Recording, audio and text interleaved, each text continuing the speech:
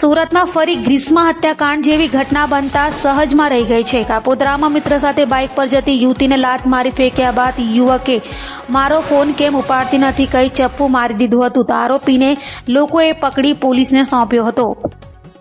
કાપોદ્રામાં લોકોની હિંમતના પગલે ગ્રીષ્મ હત્યાકાંડ જેવી ઘટનાને બનતા અટકાવાઈ હતી, જેમાં લોકટોળાએ યુવતી પર ચપ્પુ વડે હુમલો કરનાર હુમલાખોરને પકડી પાડી પોલીસને હવાલે કર્યો હતો। હુમલાખોર યુવક યુવતીના એકતરફી પ્રેમમાં પાગલ બન્યો હતો।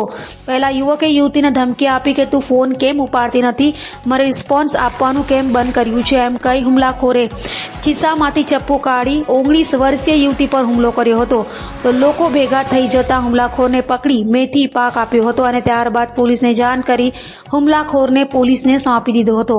તો હુમલામાં યુવતીને આંખ મોઢાના ભાગે તેમજ હાથ પર ઈજાઓ થઈ છે। આરોપી અને યુવતી બંને સાથે સ્કૂલમાં ભણતા હતા।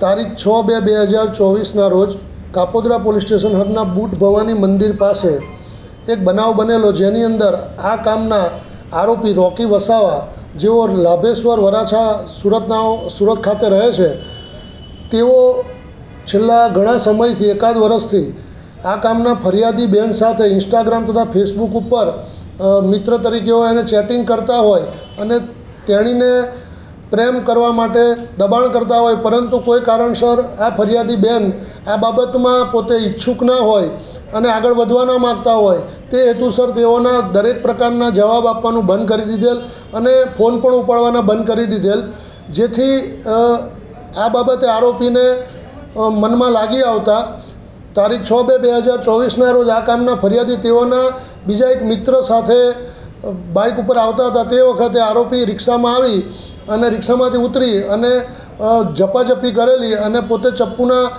ઘા મારેલા, જેથી આ બાબતની ફરિયાદ થયેલી। આ ગુનાના કામે આરોપી ઋત્વિક ઉર્ફે રોકી સુખદેવભાઈ વસાવા, રહેવાસી લાભેશ્વર રોડ વરાછાનાઓને તારીખ 7/2/2024ના કલાક 13:00 વાગે અટક કરવામાં આવેલ છે ને આ ગુનાની તપાસ PSI રાઠોડ સાહેબ કાપોદ્રાનાઓ કરી રહેલ છે।